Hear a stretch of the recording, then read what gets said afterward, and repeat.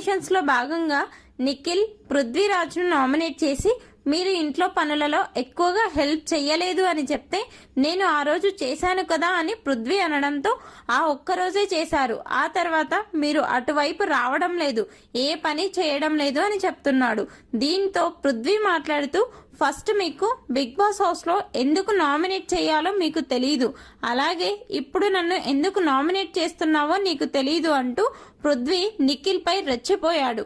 ఆ తర్వాత బయట అభయ్ సోనియాతో పృథ్వీ మాట్లాడుతూ వాడు అంత వీక్ గా ఎందుకు ఉన్నాడు అంటే సోనియా వెంటనే స్ట్రాంగ్ కంటెస్టెంట్ అని అభయ్ని అనేశారు.